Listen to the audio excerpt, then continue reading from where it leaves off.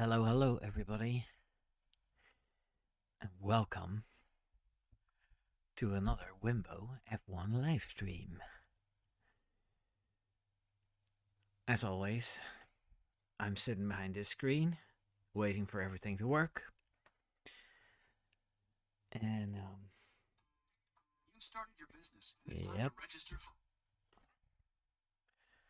So that's going okay then.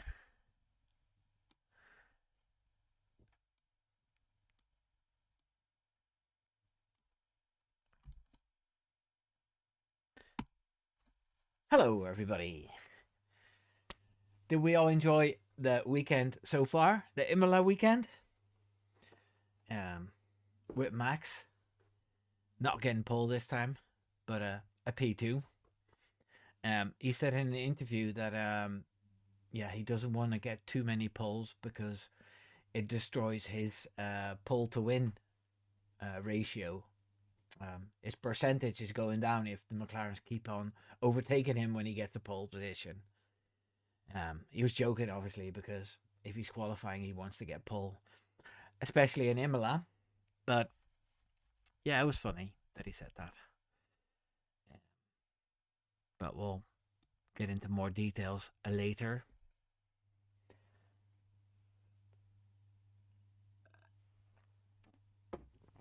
Just a sip of water to see who's going to come in. Mm-hmm. Mm-hmm. Mm-hmm.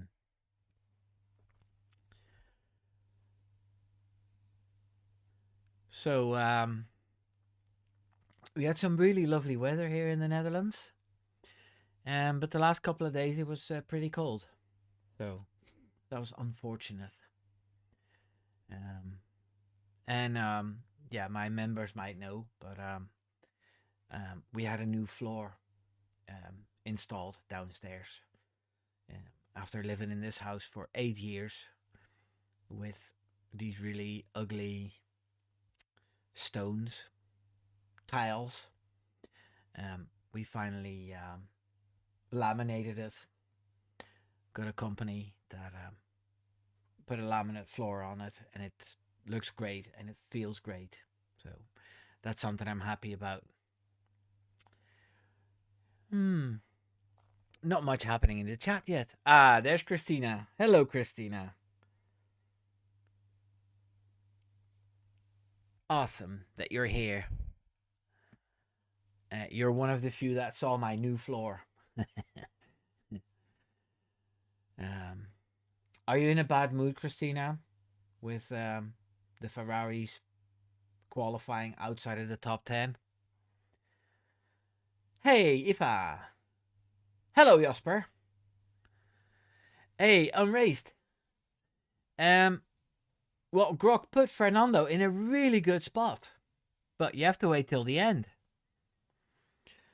And qualifying was it was really exciting with a lot of drivers. Well, some clever drivers doing it on a yellow tire or a medium tire in Q2 and Q3, like the Aston Martins. But yeah, it was an interesting qualifying. A lot of crashes. The drivers that have made a swap in season, they crashed. So Yuki Tsunoda, who started at V Corp, then went to Red Bull, crashed, and then what do you call him? Colapinto, who just got the seat, he crashed as well.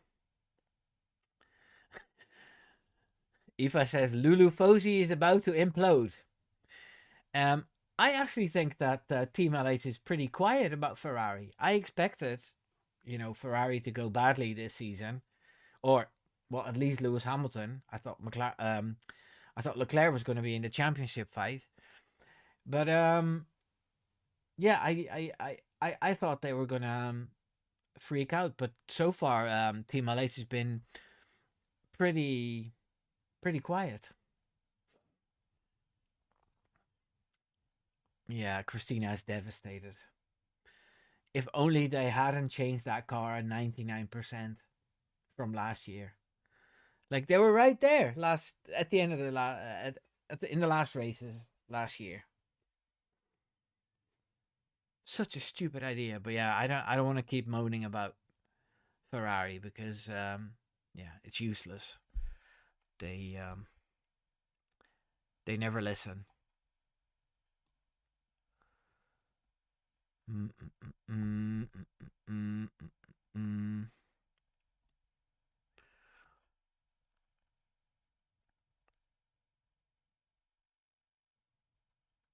Yeah, that's true, Aoife. If you're a Ferrari fan long enough, then you stop caring. I was so naive when I made my predictions. I thought it was going to be a fight between Ferrari and Red Bull for the constructors, and a fight between Leclerc and Verstappen for the title.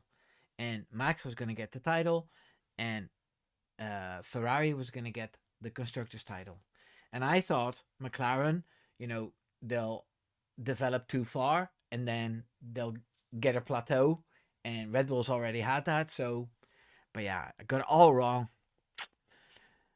It's okay. They should have gone to Gerhard Berger instead of Lewis. Yeah, they're pretty much the same age, aren't they?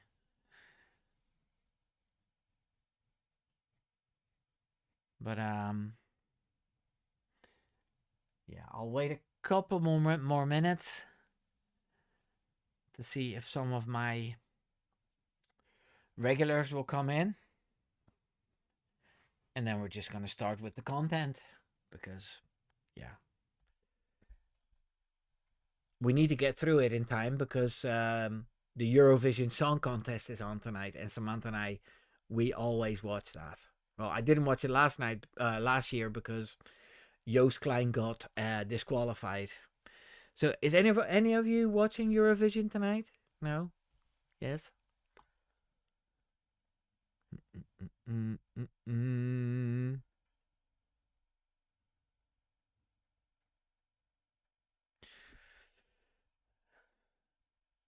Eva wants to know what are the odds for Krysak taking Yuki's seat in Monaco? Who's taking bets yet? No. First of all, you can't do that to Isaac Hadjar because it'll destroy him too.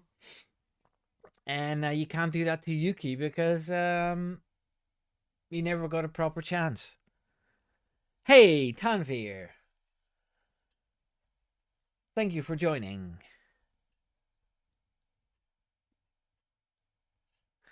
Christina is not in the mood for Eurovision. Come on, just try it. And if you see the first 2, 3 songs, then you'll have a laugh. I don't know if you're on Twitter, but I'm probably gonna leave a funny tweet after every act. Been doing that for a while. Oh, you haven't watched since Dana International. What about Johnny Logan? That's more your style, isn't it?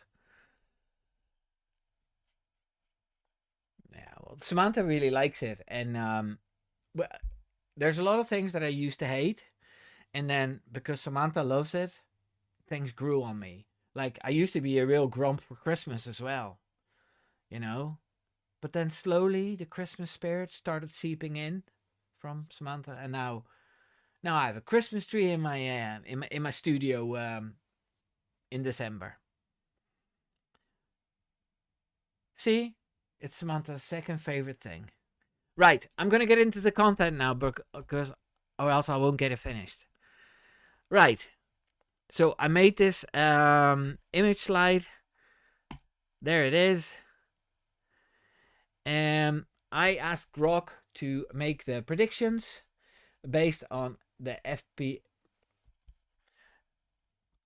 based on the qualifying sessions and the qualifying session and the free practice sessions, and it came out with these 20 names in the right places.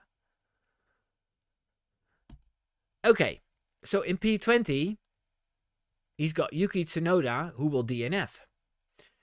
Tsunoda's Q1 crash at Villeneuve was massive, with his car rolling and the rear end destroyed. Starting P20 with no qualifying time and with potential rust repairs, he's at risk of a mechanical failure or another incident on the Imola's tight circuit. Well, that makes sense. P19, Franco Colapinto. So, both drivers who crashed in qualifying will DNF. Oh my god. Grok is evil. Colapinto's Q1 crash at Tamburello combined with a one-placed grid penalty drops him to P19. His P17 in FP1 and inexperience in his first weekend with Alpine suggest he's prone to errors. The crash likely compromised his car setup, making suspension or aero issues likely. In P18 we have Esteban Ocon for Haas. Ocon qualified P18 and was P20 in FP3, consistently at the back. Haas's lack of pace means he'll struggle to climb the order, finishing near the tail of the field, but avoiding trouble to complete the race. Henry, the Haas chap, is not going to like this. P17, Nico Hulkenberg. Hulkenberg qualified P17 with P10 in FP1 but P19 in FP3.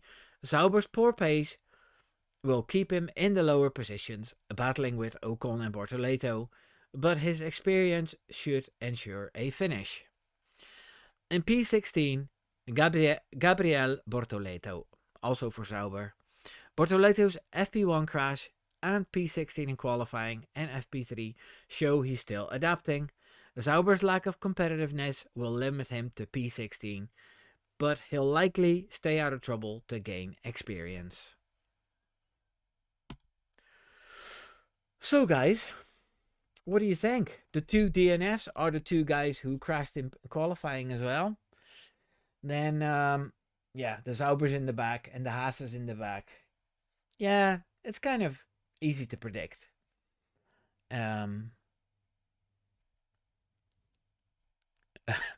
Christina says Grok is going to become the next target of Colapinto fans.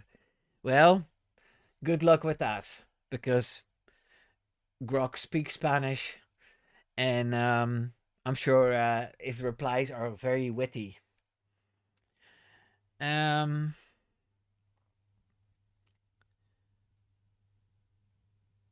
Ray says Hulk will finish 9th. Yeah, you probably have a love for him because he's been in F1 so long, and you like the old F1 better. Isn't that right? I'd like to see him score points, in a mad, crazy race. That would suit me just fine, as long as, the top 3, they get to battle it out. Okay, let's go to the next slide.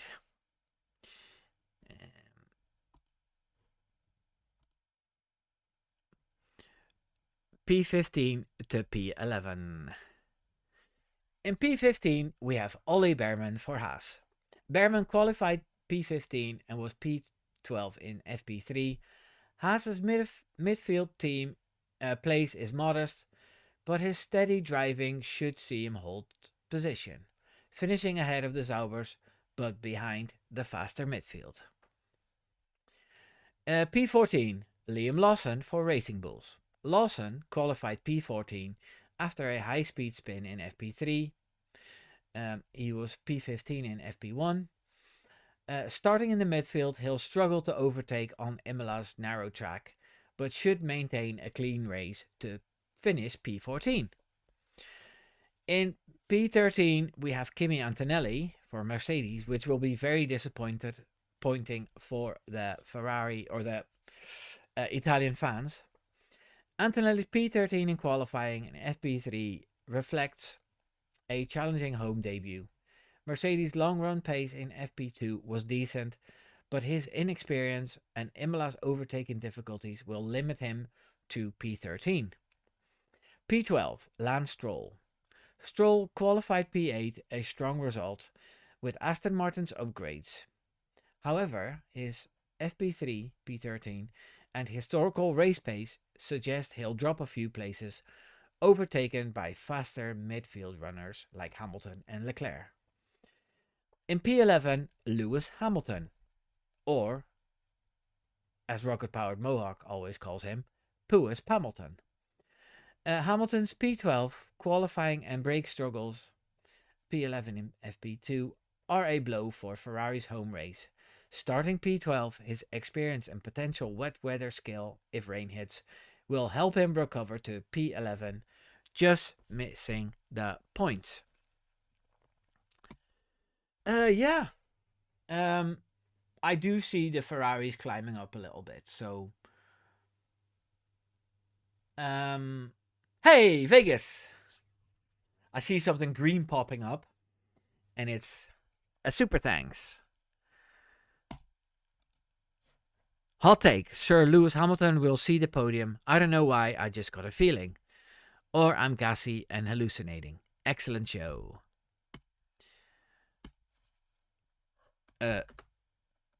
P3 would be amazing with a Max win.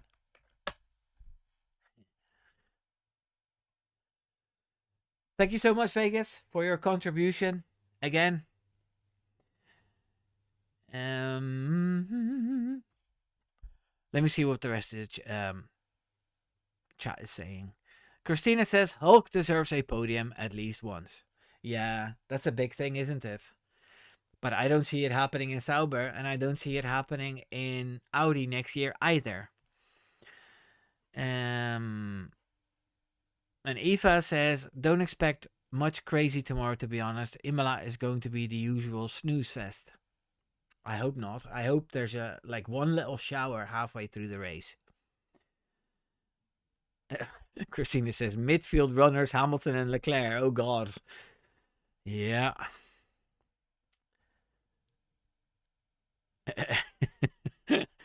Eva wants what Vegas is on.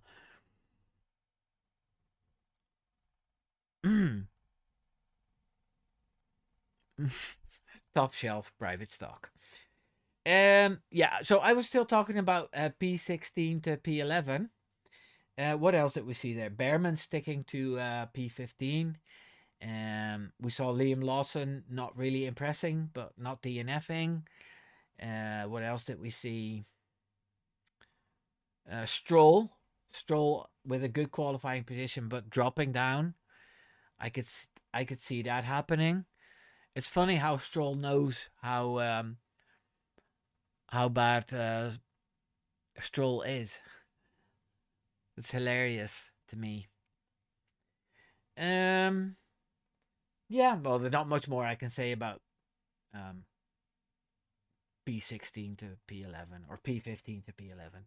So let's get the next slide. Yes.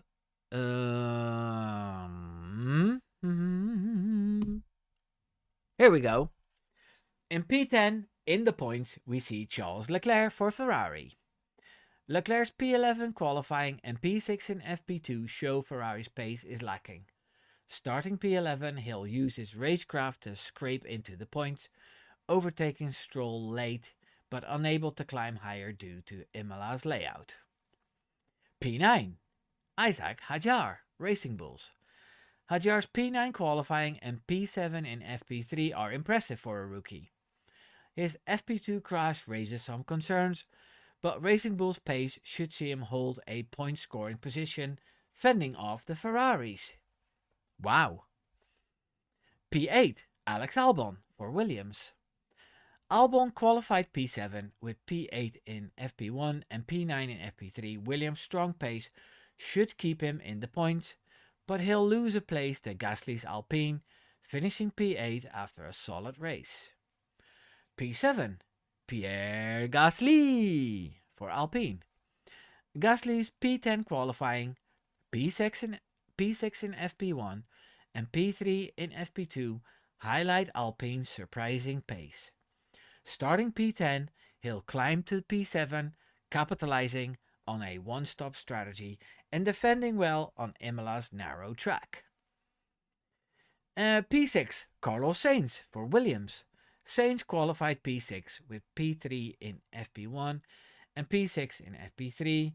Williams' competitive pace and his experience will see him hold P6, fending off Gasly and Hadjar, but unable to challenge the top 5.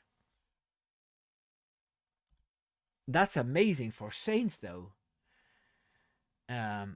Seeing how he struggled the first races, to get used to the Williams. Seeing him, I think he's beaten Albon 4 times now in qualifying, and that would be a great haul of points again for Williams. Who are going to be solid in P5. Talking about Williams, I don't want to spoil it yet, but in the coming week, I'm recording the battle podcast between Carlos Sainz and Alex Albon. I think I'm recording Tuesday night, and I'll have it out by Wednesday or Thursday. Probably Wednesday. Now, I can spoil who's going to defend Carlos Sainz. That will be Law VS with his Carlos Sainz arc. But I'm not going to spoil who's going to defend Alex Albon. But it's kind of obvious. But I'm not going to spoil it. No matter what you say. So what else did we see here? P8 Alex Albon scoring good points. Isaac Hadjar scoring points again. He's the second best Red Bull driver. That's amazing. And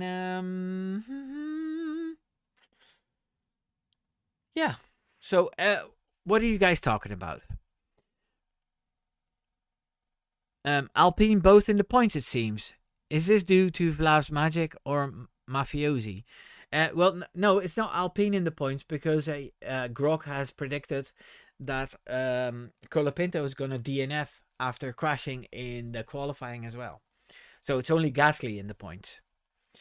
But yeah, that Alpine car was pretty good during testing as well some days. So there's certain tracks like Bahrain where the Alpine is really good. And this might be one of them. And Tanvir says, oh, I can't wait for it.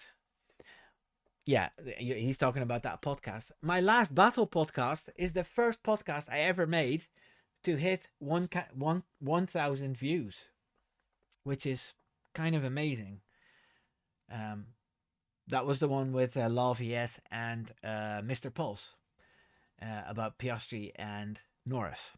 So if you haven't seen it, check it out. Since there's no chat going on and there's no questions, I can do the last bit of my predictions.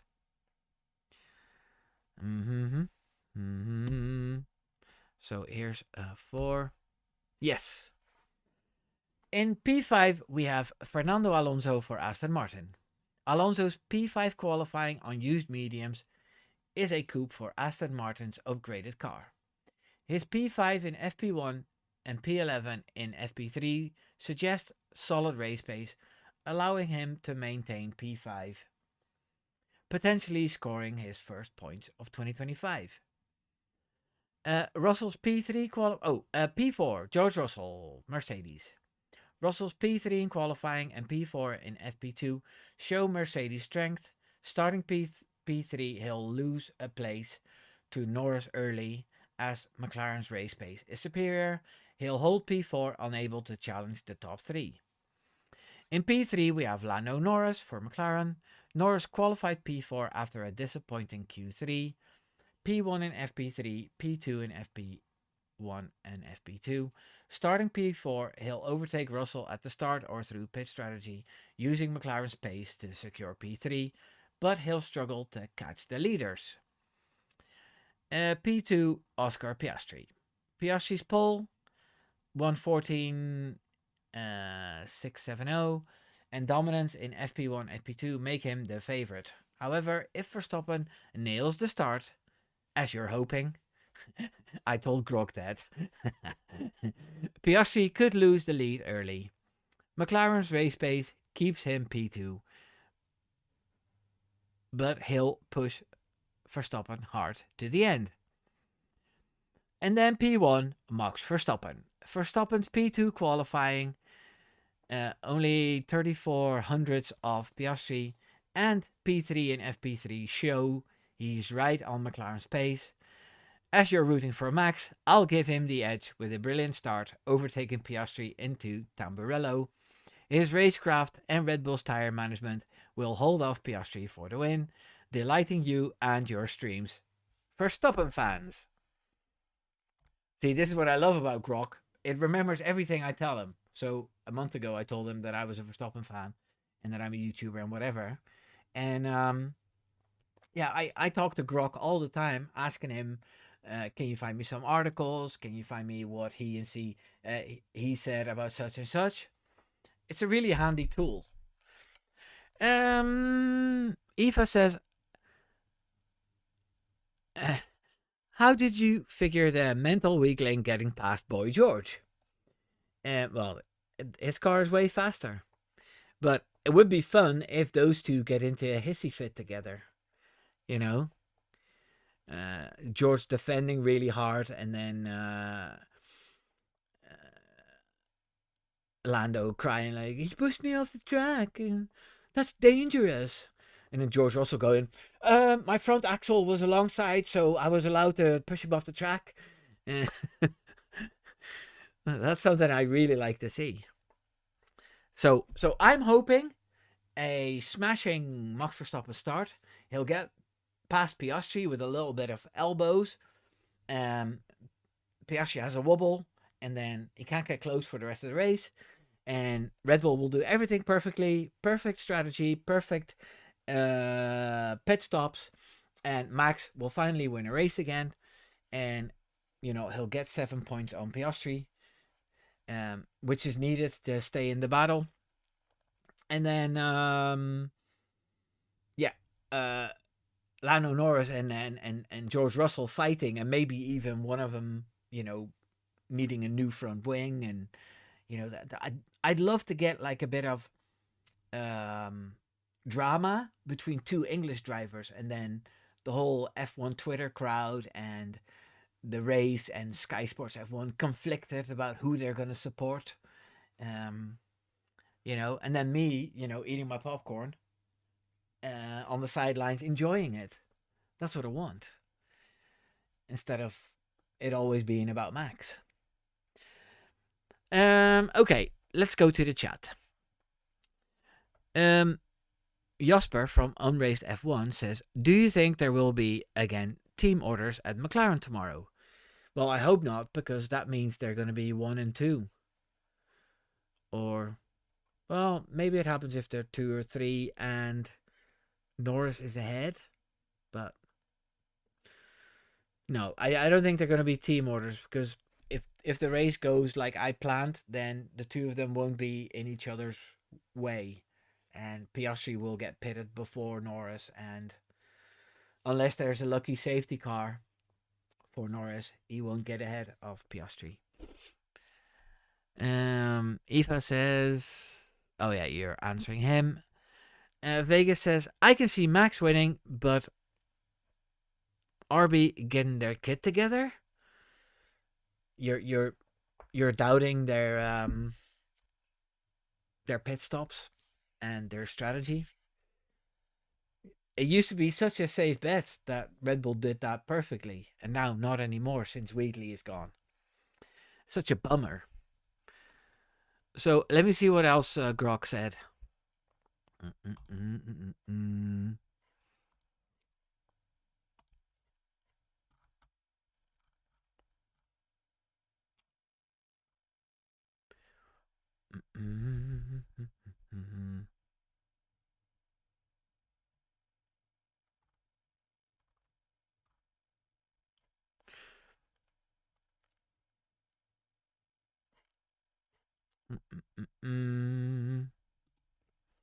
So I think it's time we do a little poll. That's always interesting.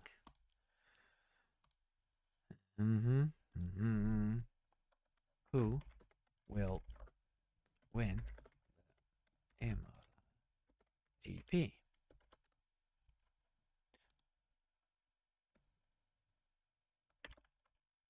Oscar, Max,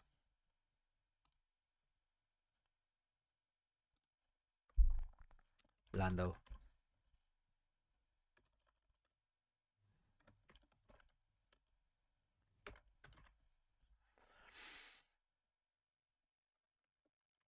George. Mm-hmm.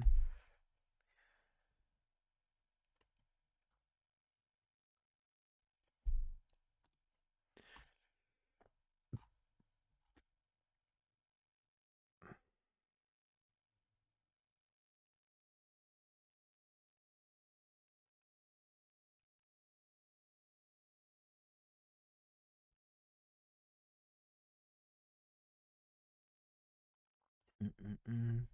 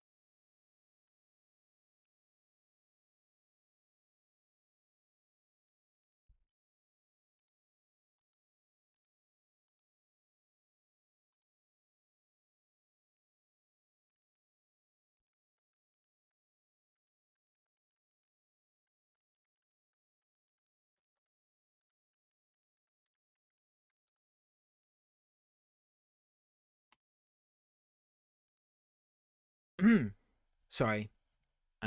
Something I needed to do. Tanvir says, I hate to say it, but it might be Oscar McLaren has way too much pace advantage over Red Bull. Yeah, I know. Just I'm trying to keep hopes up, you know.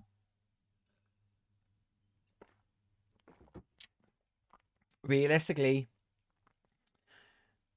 um, it's going to be Oscar with a good start, and he'll drive off, and he'll put 20 seconds on Max, and Max will have to fight hard to keep uh,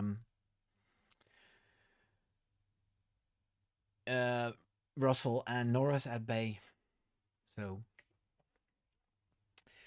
but yeah, a P1 and a P2, it's not bad going. You know, Oscar will only extend his lead by 7 points, which isn't too bad. So, guys, did you all hear about the Franz Hermann story where Max was testing a GT3 car on the Nordschleife, and apparently he set a track record, um, which is not official because it wasn't an official race, and so everybody was talking about it. You know, people kept calling him Franz Hermann, and F1 put him on the free practice results as Franz Hermann, and that was all pretty funny. But then the guy who holds the real Nordschleife record, his name is, well, I forgot his name, but it's a Mercedes driver, and he said, yeah, that it was fake, and that Max's BOP setup wasn't correct, and whatever. And then Max, after all these years of getting abused online, never reacted to anything. And then he set the record straight by commenting, saying that you know, why would I do an SNL test? Um, with the wrong BOP, and he said you shouldn't say things if you don't know the actual setup, which was really interesting. And then that guy got a lot of comments from Max fans, and he woke up this morning and he said, "Hello, keyboard warriors, have a great day." And everybody started commenting on that as well because he was actually the keyboard warrior himself. By being a sore loser, so to speak.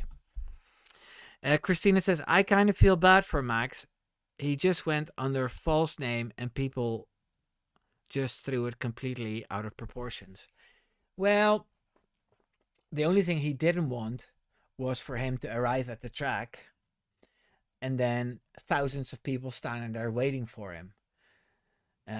He wasn't really incognito because he was wearing his Max helmet and he was wearing a Max Verstappen racing suit. And the Ferrari he's driving has all the MaxVerstappen.com logos and everything on it. So he just wanted to get in there calmly. And then obviously they found out that he was Max. And, it got a lot busier when he was done. But yeah, it was interesting.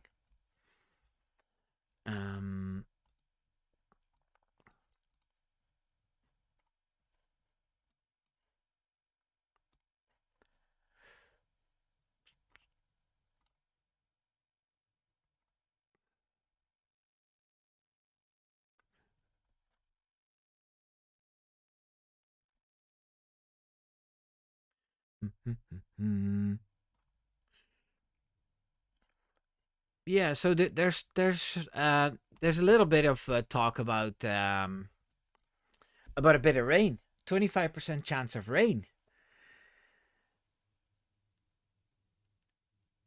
Hey, little pill. Thank you for joining as well.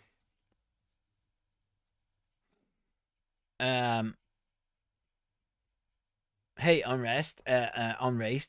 I think Max can do whatever he wants because he's the one holding that team together, and he said a few interesting things as well in the Telegraaf that a sabbatical was out of the order. Leaving the team, he said, my intention is to stay up until 2028, and that's what I'm gonna do, unless things go really, really wrong. But then he also said that the next few races are important. There's a certain segment in this season where he's gonna make decisions. So it's interesting to hear him call it out that much. But yeah, he says he trusts the team to have made significant improvements on the car, and he was quite positive about the car as well. He was he could make the turns all right, and the braking was fine again. So yeah, it the little upgrades they have done have made the car better. And then, yeah, the question is if that Spain technical directive is really going to make a difference in the order. Because for the championship, it would be amazing if Oscar Piastri and Max Verstappen get even closer in pace. And then we'll have a real battle on our hands.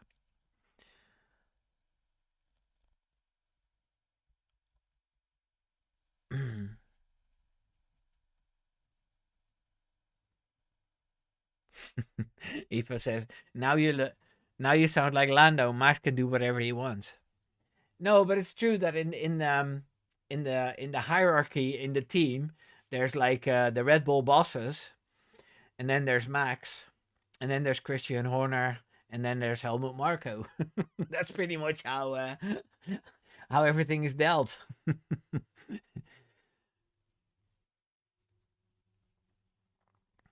um,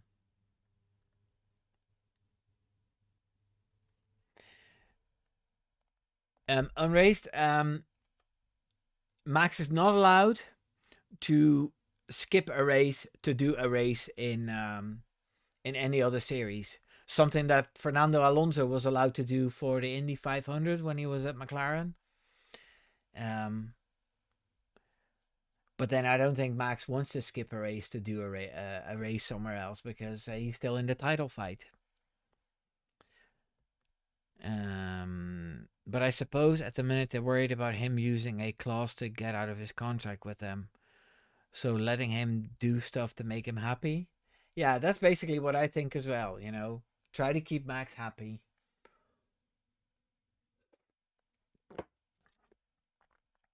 Always try to keep Max happy. So I'm going to close this poll. Let's see. Hey, I don't see it. Oh, I can see it here. 69% for Oscar, 30% Max. Nobody thinks Lano's going to win, and nobody thinks George is going to win. Okay. Yeah. That sounds reasonable enough.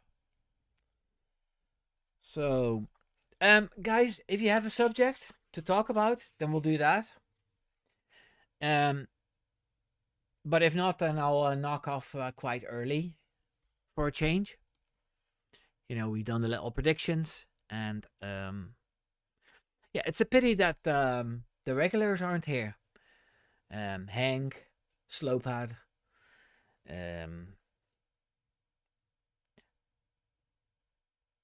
my little brother Richard.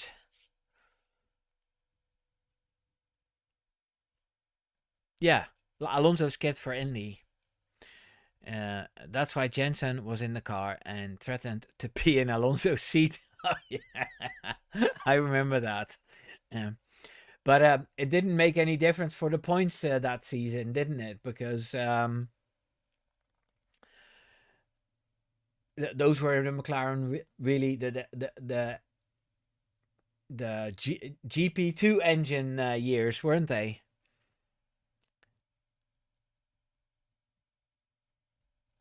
Oh, Unrace is going to a techno party. What did I think of Yuki's crash? That's a good one. Now, for me, it's typical that the two drivers who were swapped mid-season crashed. Colapinto was just put in that seat for doing. Didn't do any testing, just straight into the car after so many races. And Yuki Tsunoda also didn't do the testing in Bahrain with Red Bull. Um, he did it with Racing Bulls. So it was just really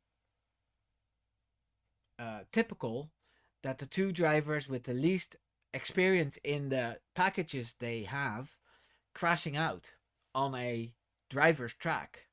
You know, the Imola is a track where the driver can really make a difference. It looked like the car was really set up really low, so it kept bouncing and skipping.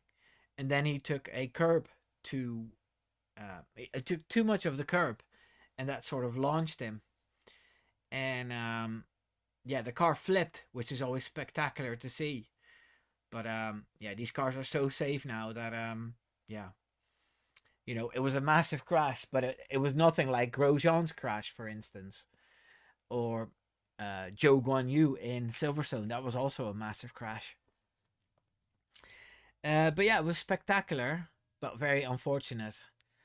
And I've even read people on Twitter saying, yeah, they'll see the way it's going now. They might as well bring Perez back because at least he made it into Q2 last season, which was interesting. So yeah, those are my thoughts on the Yuki crash. And yeah, I'm not expecting much for him in the race tomorrow either because it's so hard to overtake. They can put him on hard tires and let him run long, and then hoping that something happens where he can do a pit stop under a safety car or something, like really later on in the race. Um,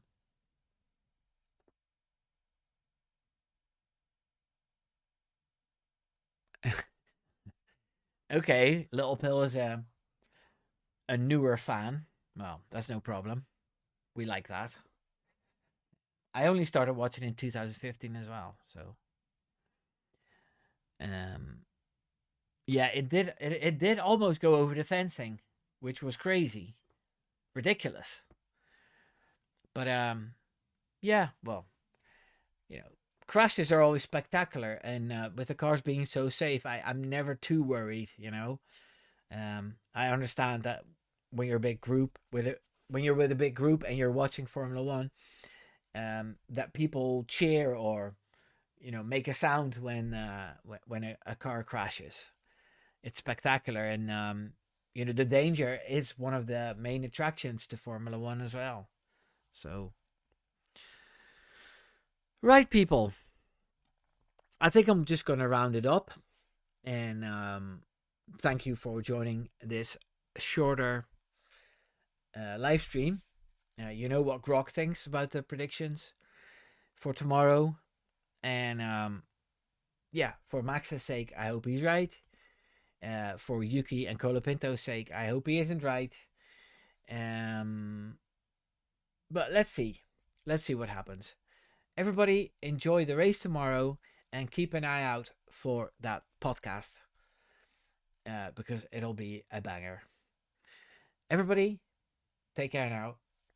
Doei doei.